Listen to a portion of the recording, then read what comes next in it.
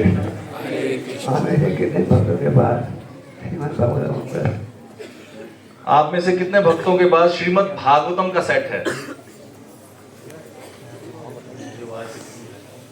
नहीं, वो तो आप इसे कईयों के बाद ग्रंथ है तो पढ़ते हैं। कुछ दिन पहले अयोध्या गए। कौन गए? आप में से कौन कौन गए अयोध्या? लाखों ने टीवी में देखा, लाखों टीवी पे दर्शन। कहा गया है कि किसानों की शिक्षा कोई हमने पढ़ना चाहिए। जय श्री राम बहुत बोलना अच्छा है, लेकिन उनकी शिक्षाओं का पालन करना उससे भी ज्यादा अच्छा है। उनके राज्य के समय किसी प्रकार का कष्ट में ये शिक्षा प्राप्त करने से जीवन का उद्देश्य क्या है?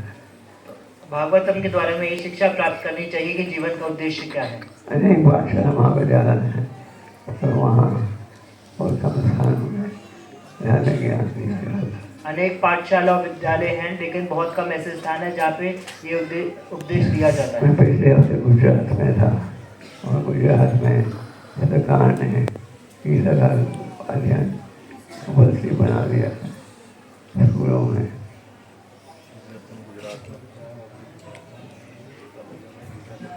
मैं पिछले हफ्ते गुजरात में था और वहाँ पे कई कॉलेजेस में गीता के कोर्स को कंपल्सरी बना दिया गया है।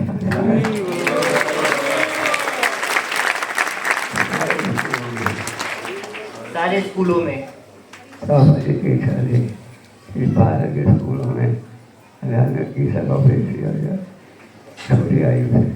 प्रभुपाद जी की इच्छा थी सारे स्कूलों में भगवत गीता का उपदेश दिया जाए, छोटी आयु से अध्ययन किया जाए, भगवत गीता का अध्ययन किया जाए।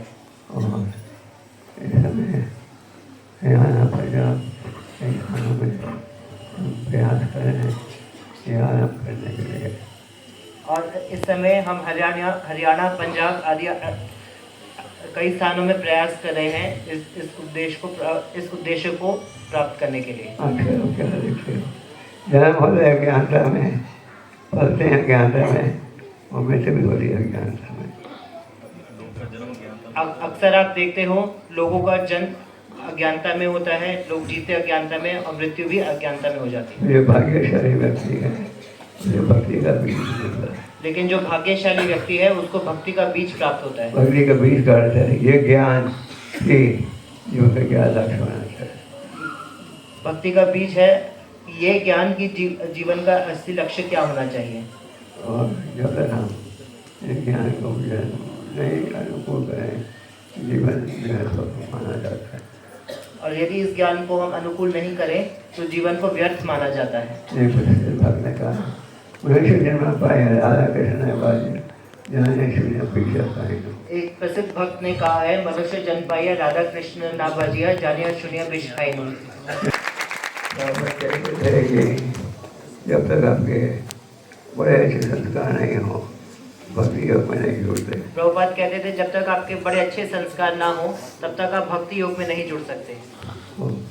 आप सब सौभाग्य है कि आप भक्ति प्राप्त कर रहे हो सौभाग्य की बात है।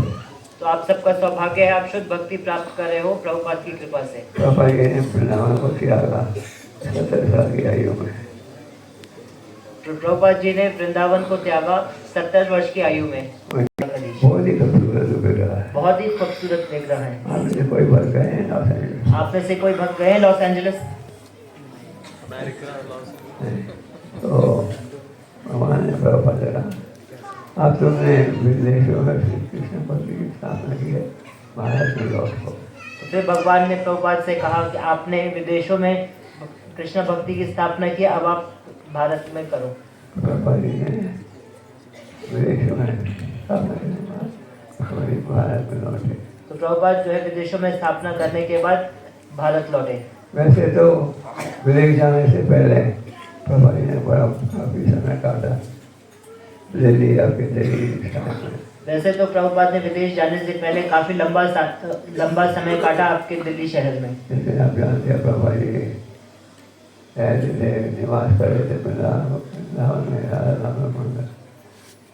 जैसा आप जानते हो प्रभुपाद पहले निवास कर रहे थे वृंदावन में राधा दामोदर मंदिर, और आपके दिल्ली में आते थे और आपके दिल्ली में आते थे प्रचार के लिए, प्रचार के लिए, ग्रंथों को पढ़ने, ग्रंथों को प्रकाशित करने, ग्रंथों को प्रकाशित करने के लिए, और प्रकाशन के लिए चंदा इकट्ठा करने के लिए, प्रकाशन के लिए चंदा इकट्ठा करने के लिए। One man army. One man army. Vrindavan में प्रभु जी ग्रंथों का अनुवाद करते थे। वृंदावन में प्रभुपाद जी ग्रंथों का अनुवाद करते थे। और आज के वातावरण में तो आज बस कंप्यूटर है जिसमें आप ट्यूशन में ले सकते हो। और आज के वातावरण में आपके पास कंप्यूटर है जिसमें आप क्लास में आते थे। और फिर दिल्ली पहुंचकर फिर छिप्पीवाड़ा जाते थे। छिप्पीवाड़ा में उनका एक कमरा था। तो छिप्पीवाड़ा में उनका एक कमरा था अपना घर और ऑफिस बना दिया, जिसको प्रभुपाद जी ने अपना घर और ऑफिस बनाया, ऐसे वक्त को भेजे जो इस कार्य को आगे बढ़ा सके। और भक्ति सिद्धांत वो व्यक्ति थे जिनको विष्णु की किरण माना जाता है। पहले मुलाकात में कहा उन्होंने कई भेजा था, भक्ति सिद्धांत जी ने कई सारे शिष्यों को भेजा था विदेशों में जो बिना सफलता के लौट आए थे। हाँ भगवान की भविष्यवाणी का है शायद पूरा नहीं होगी। वो शिष्य कहते थे कि हाँ ये भगवान की भविष्यवाणी तो है लेकिन ये शायद पूरी नहीं होगी।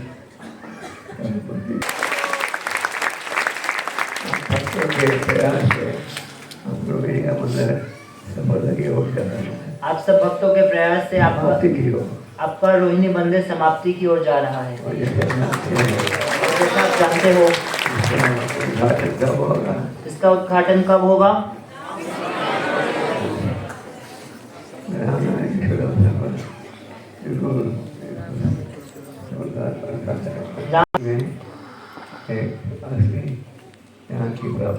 और जब वो मंदिर में आते हैं तब वो उनको एक असली वातावरण और की प्राप्ति होती है। प्रहलाद महाराज कहते हैं नते विदु स्वार्थ गतिम ही विष्णु। लोग ये नहीं जानते कि असली आनंद कैसे प्राप्त हो। आप जानते हो असली आनंद का क्या मार्ग है, लेकिन आप सब जानते हो असली आनंद का क्या मार्ग है। भक्ति के मार्ग में अर्थ है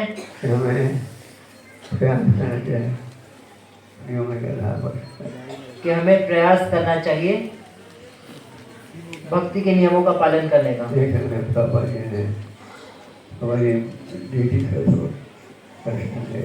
एक बार प्रभुपाद जी